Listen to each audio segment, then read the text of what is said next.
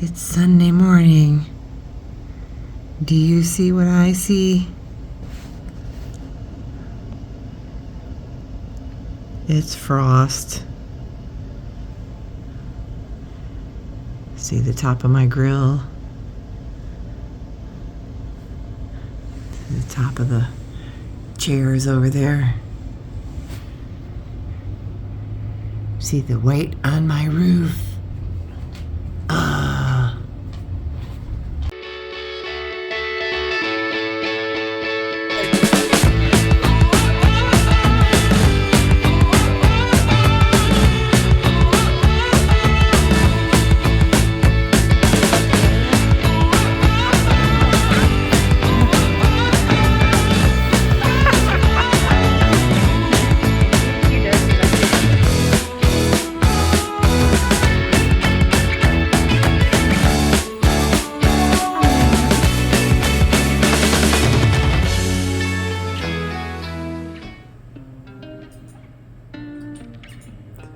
So we went to the Gold Dredge 8. The last time we did it was 8 years ago.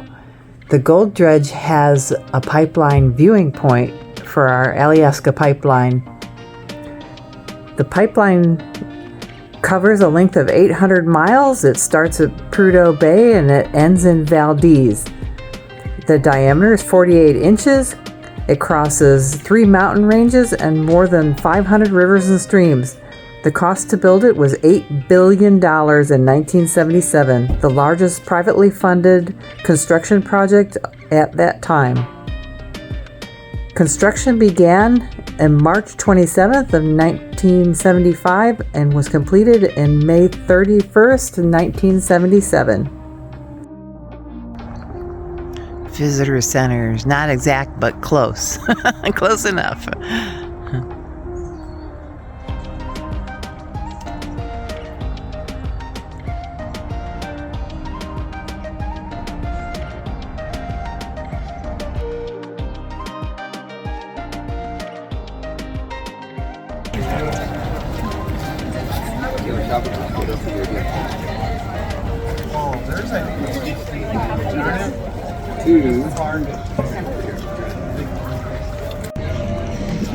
Mary found a little tiny itty bitty leaf.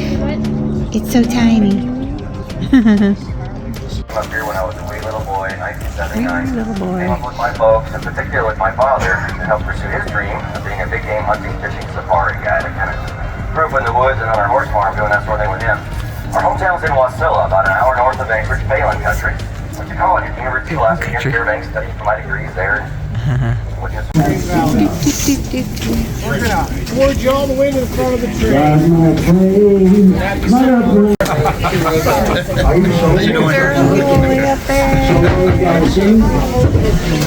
How's your brother? My second car. Hey, how's it going?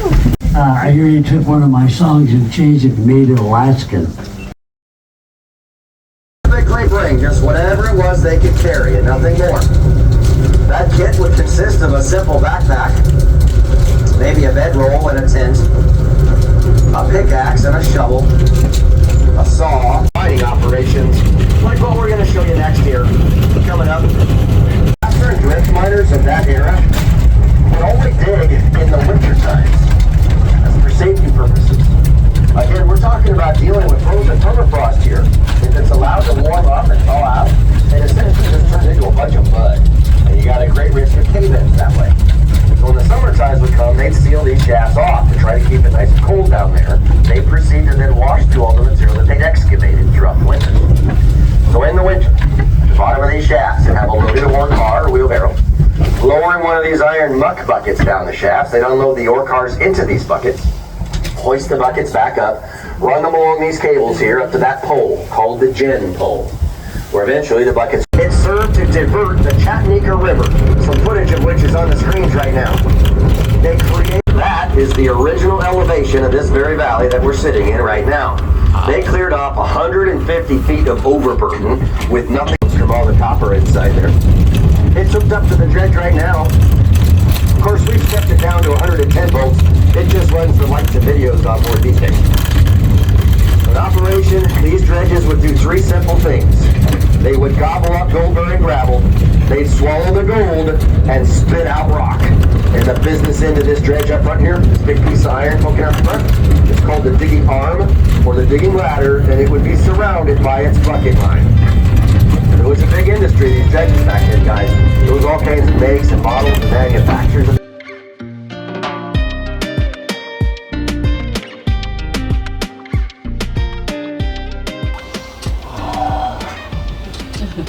We've heated the water for you guys. About this a lot. These gold pans are designed to be held and used at this angle. See, what happens here is you start off flat and level, it settles the gold into the bottom of the pan, and then you introduce this angle. The gold has now established itself on this plane. It then begins to slide down that plane until it intersects that ridge, that crease in the pan. That's the absolute bottom of the pan. If you look at it from underneath, it's easier to grasp this. It slides down this plane to that point, right where the water's dripping. Note that this point is lower than the lip of the pan. The gold is stuck right here. It cannot leave the pan. So we do not want a pan. The water's at the bottom, the sand is up top. As if this were a marble, the water were a marble. I'm going to swirl my water marble over that pile and I bring it back to the bottom. See the sand that floated down? Another revolution. Some more sand floats off. The sand is light. Ignore it. Keep your eyes up here for things that don't want to move. That gold is dense and heavy. It's the densest, heaviest thing in this pan. It's going to be the last thing you see. It's in the pocket. We're now opening the pocket. Sand, get that out of there. And I'll come into this camera here to get you closer up here, and then tap your finger firmly on the rim of that canister.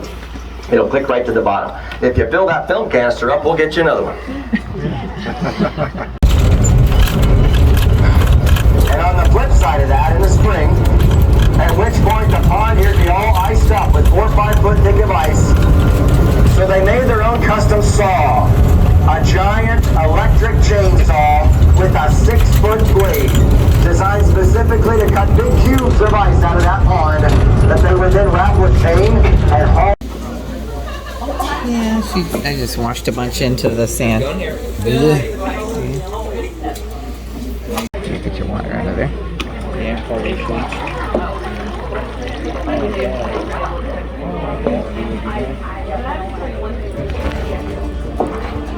My pan looked better than Mary's. I think I had about $5 more gold than she did. After that, we went inside and we checked out the museum type thing they had in there.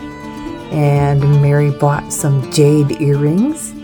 And then we went to the dredge.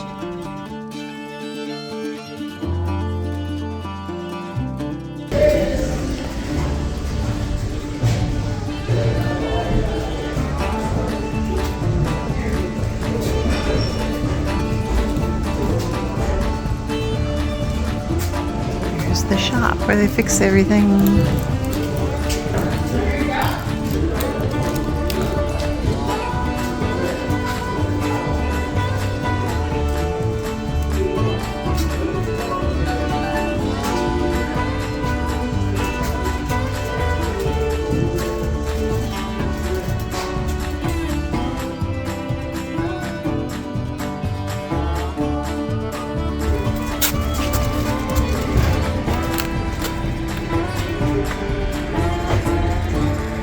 These little boxes he was showing us.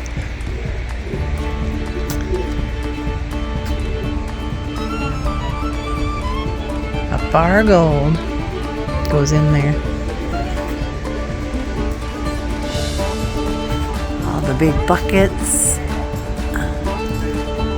Pretty huge.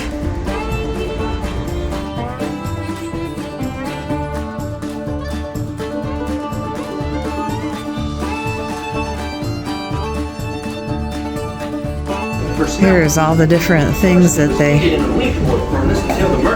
sort the gold. All the dirt is put down in there, dropped down in there. Now there's a brick mold right there on the floor in front of us. That's 700 ounces of gold, almost 45 pounds. These bricks were then sent to mint in San Francisco by way of the U.S. Post Office at a cost of $15 per brick.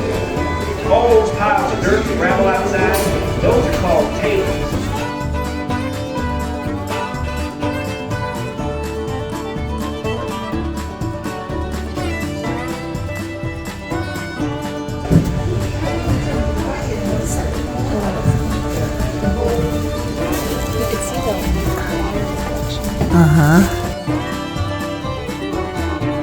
Oh my gosh. It's like a maze in here. Just crazy.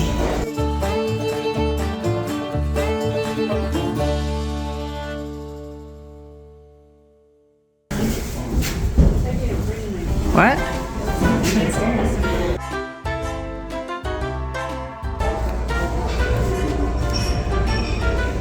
Just the massive size of everything.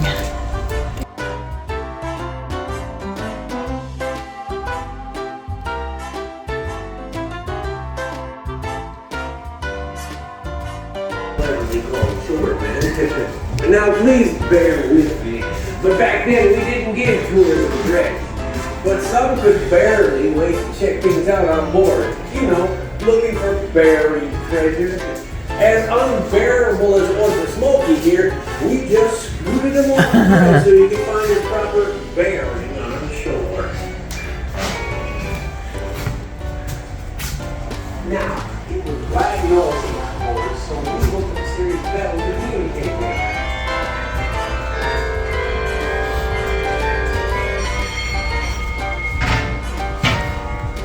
Every now and then when it came time to move the ship again, the reach we put through something we call the dredge bank. And he tug out his letters down from here.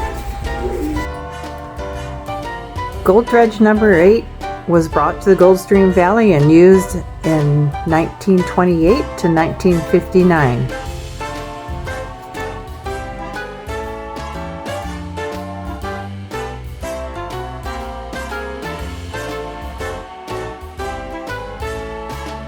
Trying to pick up the gold marking one. Is it a real? It's made of lead. So Oh, okay. I was gonna say.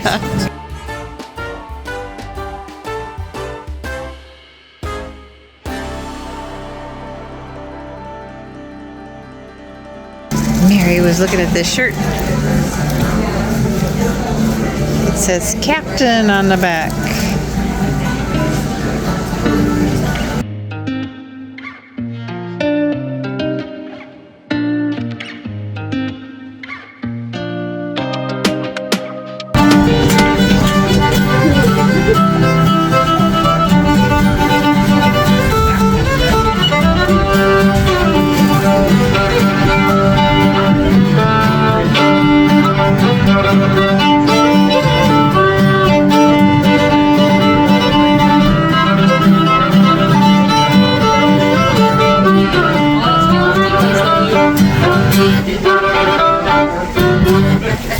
Thank him for his service. Now it's our turn to sing him happy birthday. Ready, guys? Happy birthday to you. Happy birthday to you.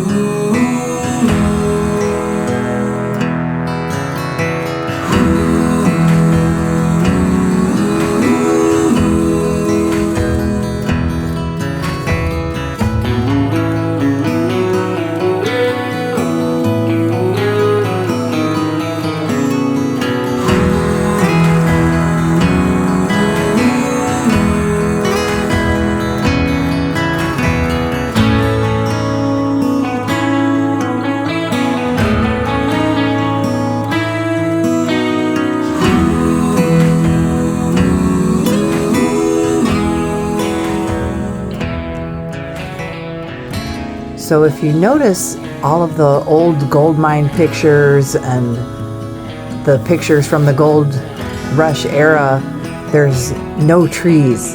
All the trees were taken out to fuel the power plant and heat people's homes and used to run the machinery. And So essentially all of these trees are fairly new. This whole valley had no trees. They were all taken down.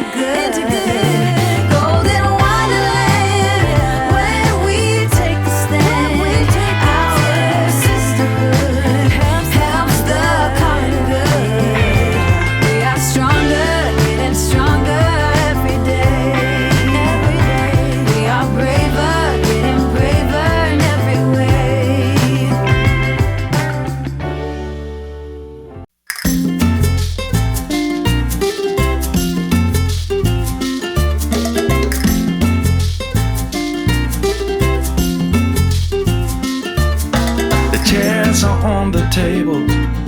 The floor has been swept. It's closing time and I'm a little tired. It's a long time since I'd slept.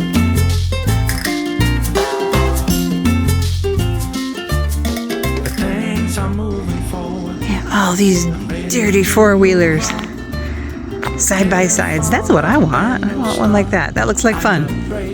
It was yummy. It was yummy. We're gonna go walk across the street to the dredge. The rumor is out, nothing can stop me. I'm going for gold. I'm out of the dark. I'm out of the cold. Here I come. You better watch out. You better beware. Oh my gosh, it's so pretty out here. Mary and I were just talking about this dredge here, how huge it looks compared to the Gold Dredge 8 over at the Gold Dredge 8.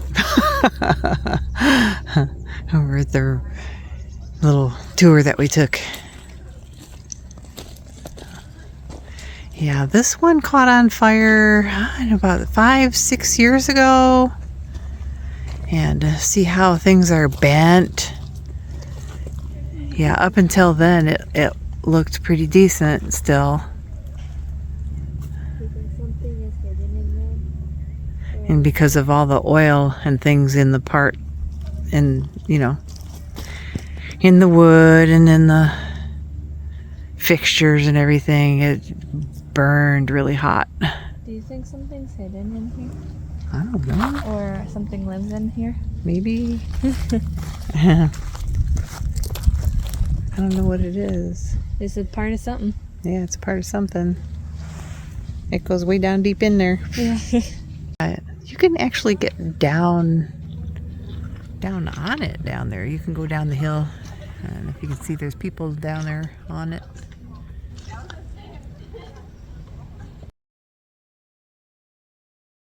Mary was just telling me they should have a big sign out there that says, "Please make sure you have your tetanus shots before you climb this." Funny.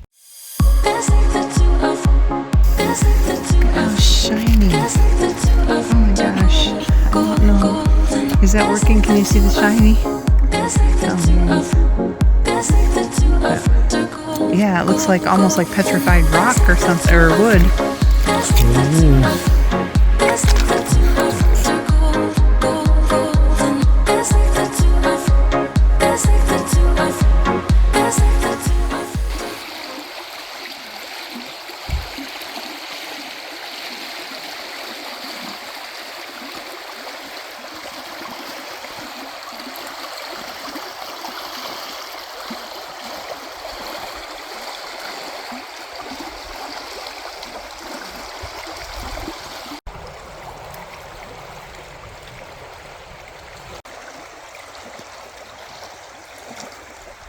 Cynthia's hanging out around that ear.